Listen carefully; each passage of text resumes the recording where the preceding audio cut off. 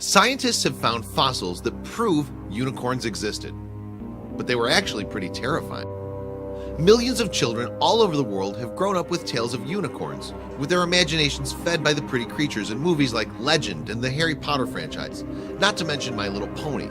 However, the real animals behind the unicorn myths are more likely to give kids nightmares than sweet dreams. Stories about unicorns were around a long time before Hasbro churned out its first rainbow-colored plastic toy. The fantastical creatures are associated with Greek myths. However, to the ancient Greeks, they were not considered myths at all, but real live animals from India. These early unicorns were not the graceful creatures we think of today. In fact, Greek historian Ctesias gave us the first account in the 5th century BC and describes them as wild asses with long horns. We hear of them again from Pliny the Elder in the 1st century AD, who says they had the head of a stag, the feet of an elephant, and the tail of a boar, while the rest of the body is like that of a horse. The single-horned magical beast is not only a European myth, but China and Japan both have their own versions of unicorns, the Qilin and Kirin respectively. The Qilin was said to appear before the birth or death of someone important. It wasn't particularly horse-like though, with a curled horn and a scaly green deer's body and a lion's head. Some people believe the Bible contains references to unicorns, although most scholars say this is actually a mistranslation of the Hebrew word Re'em.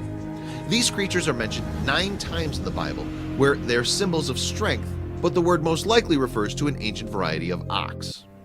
Strength continued to be one of the attributes assigned to unicorns into the Middle Ages.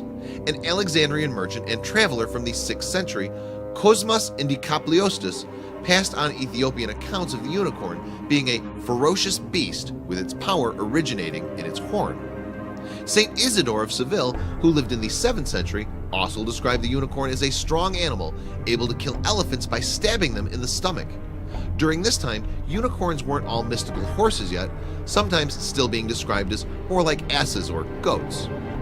In medieval times, many also thought that unicorn horns were composed of a substance called alicorn. They were believed to have magical properties, capable of neutralizing poison and curing mental and physical disease.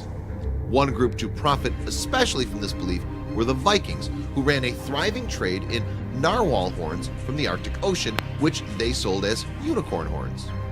Other real animals that may have inspired the unicorn myth are the oryx, eland, and oryx, and perhaps 2-horned animals that lost a horn through mutation or a fight. Another possibility is the Indian rhinoceros, and as we'll see, something like a rhinoceros might actually be the origin of the unicorn myth. Then in 1808, a newly discovered species called Elasmotherium was named after Gotthard Fischer von Waldheim, director of the Natural History Museum at Moscow State University.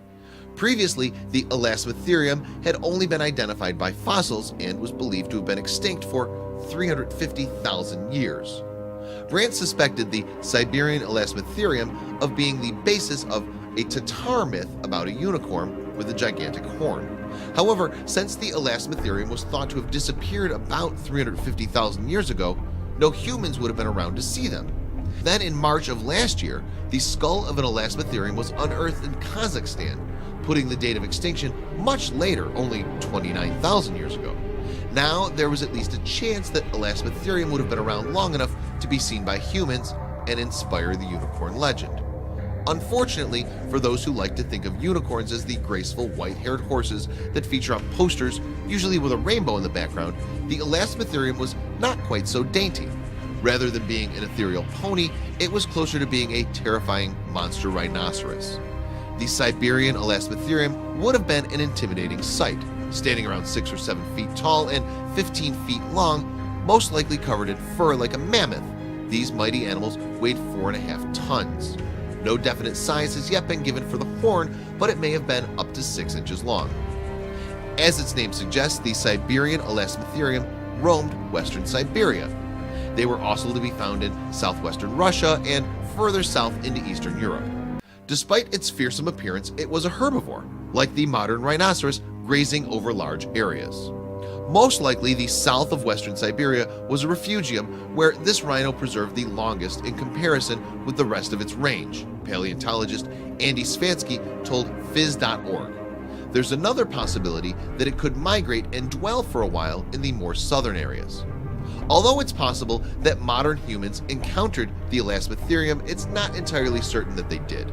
Some, like cryptocologist Willie Ley, suspect that stories about the species have survived from the prehistoric era, but some accounts, like that of 10th century traveler Ibn Fadlan, seem to describe the giant rhinoceros too accurately to be merely retelling a myth. Unicorns that look a bit more like Elasmotherium than the Western version are found in stories from those regions where the animal once lived. An old Turkic book contains a description of the Chinese unicorn, Qilin, as a quadrupled with the body of a deer, the tail of a cow, the head of a sheep, the limbs of a horse, the hooves of a cow, and a big horn. So when did unicorns really die out? Nobody knows yet. As new evidence is still being discovered, one theory based on a fossilized Siberian Elasmotherium skull is that they died from a meteor impact. Alternatively, they may have been victims of environmental change. Researchers are still working on an answer. 19th century scientists speculated that the Elasmotherium must have had a single horn. The whole analogy with the rhinoceros points with the greatest certainty to the previous existence of a horn, wrote Russian zoologist Alexander Brandt, which, to judge from the size of the blood vessels once encircling the base, must have possessed enormous dimensions.